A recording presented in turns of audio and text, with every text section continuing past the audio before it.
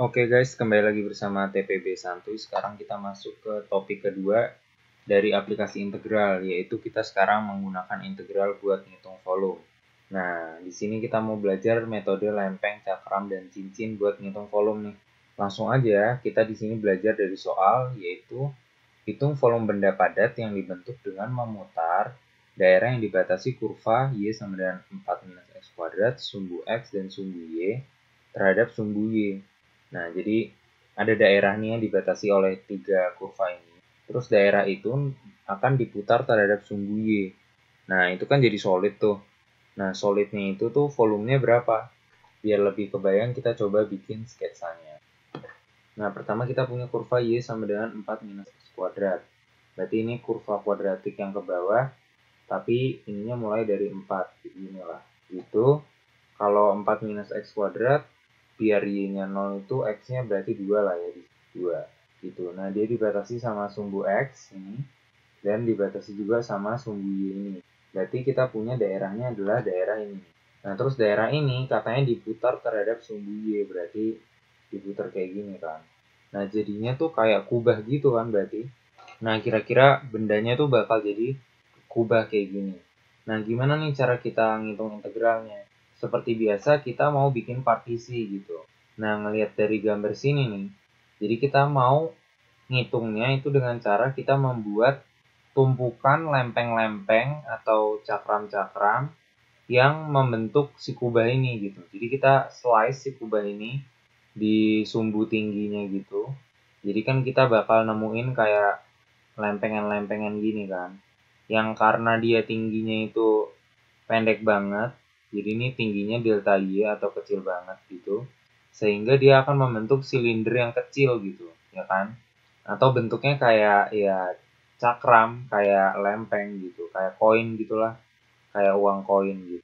Nah, ini adalah elemen atau partisi kita. Nah, partisi ini itu punya tinggi H dan punya ini luas cross section. Ini kan atau luas apa ya? Luas alasnya gitu.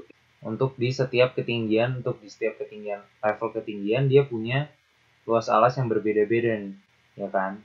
Nah, jadi seperti sebelumnya, metode kita pertama itu kita ngelakuin yang namanya slice, kita potong-potong jadi partisi-partisi. Udah nih, udah kita lakuin. Nah, terus yang kedua, kita mau approximate luas dari partisi luas lagi. Volume dari partisi kecilnya itu berapa? Jadi kita mau cari delta volume. Nah, kita kalau lihat di sini, volume dari silinder itu adalah luas kelas kayak tinggi kan.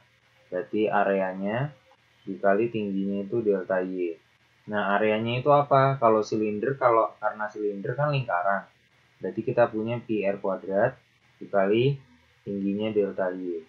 Nah, R-nya itu apa? Nah, kalau kita lihat di sini, ini kan sumbu Y-nya nih. Dan ini sumbu X-nya. Nah, kita lihat bahwa jari-jarinya itu adalah si nilai X di setiap level ketinggiannya. Ya kan? Kan bakal beda-beda nih. Nah, berarti kita punya ini sama dengan Pi dikali X kuadrat dikali delta Y. Nah, terus X-nya itu berapa gitu.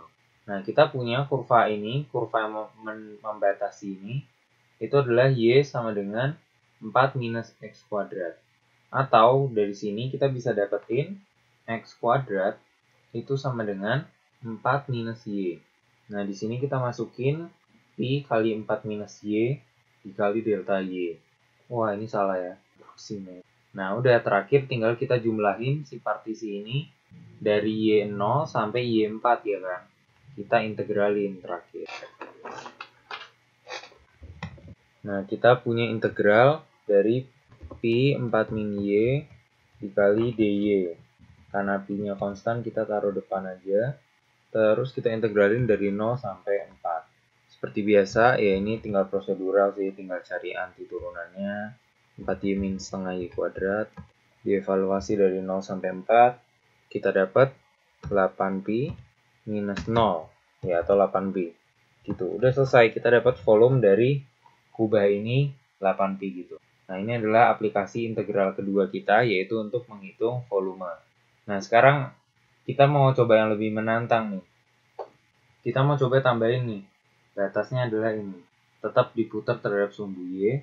Berarti daerah yang mau kita tinjau tuh yang ini nih. Nah, udah kebayang bentuknya kayak gimana?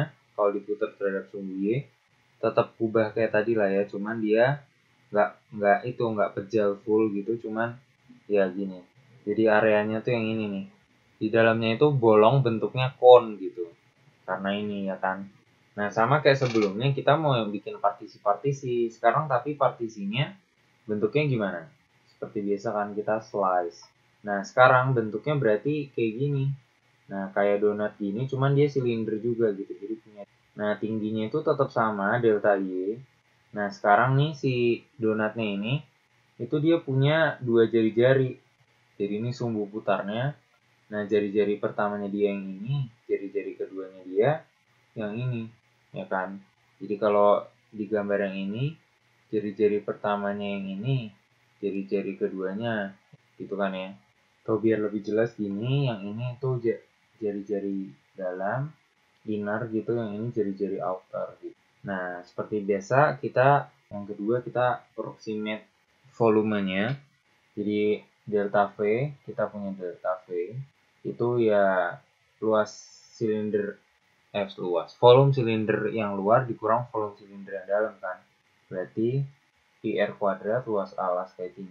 PR kuadrat delta Y ini R outer dikurangin PR kuadrat inner yang delta Y gitu kan. Nah, atau ini kita bisa kelompokin P R outer kuadrat dikurangin R inner kuadrat itu kita kaliin sama delta Y. Nah, terus gimana nih? Nah, balik lagi ke gambar ini, kita bisa lihat bahwa jari-jari luarnya itu adalah ini, X. Di mana X-nya sama dengan 4 minus Y. Sementara jari-jari dalamnya kita harus cari nih, si yang ini yang biru. Nah, ini 4, di sini 2, dan dia linear. Maka ini adalah Y sama dengan minus 2X plus 4. Ya kan? Nah, maka dari sini kita bisa dapat X-nya itu sama dengan 4 minus Y per 2, ya kan? Nah, kita masukinlah ke sini, ini Pi. Yang luarnya kan kayak yang pertama ya, 4 minus Y. Nah, yang kedua kita punya 4 minus Y per 2 kuadrat, kita kaliin sama delta Y. Atau kita punya ini sama dengan Pi, kita 4 minus Y dikurangin 4 bagi 2 kan 2 kuadrat 4 dikurangi Y per 2 kuadrat berarti ditambah Y kuadrat per 4 terus kita punya 2 kali Y itu delta Y atau sama dengan Pi kali 4 min 4 0 ini dulu ya seperempat Y pangkat 4 ada minus seperempat Y pangkat 4 ditambah 2Y kurang Y berarti ditambah ini delta Y.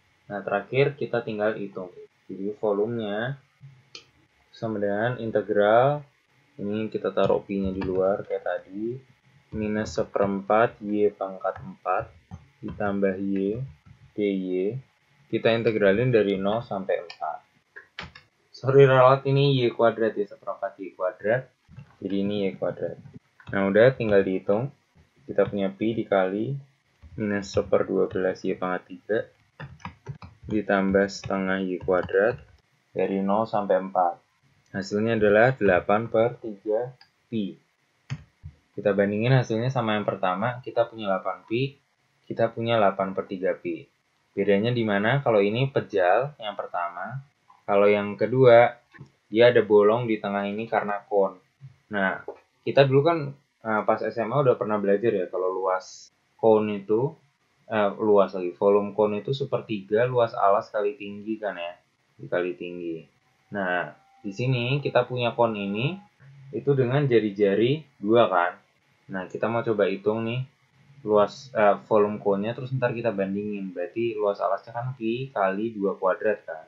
Dikali tingginya itu 4 ya kan. Tadi tingginya 4. Berarti ini adalah 16/3 Pi. Nah, sementara volume pejalnya itu di yang pertama tadi kita punya dapat 8 Pi.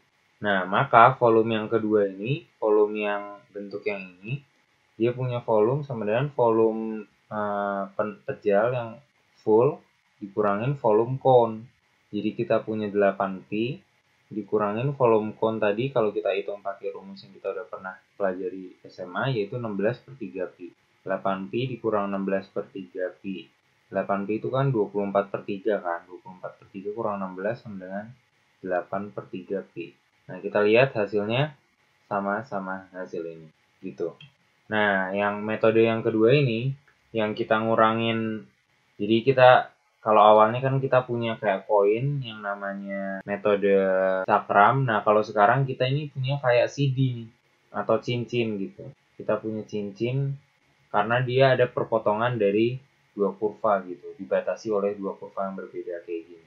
Nah, di sini kita udah belajar bahwa integral bisa kita pakai buat menghitung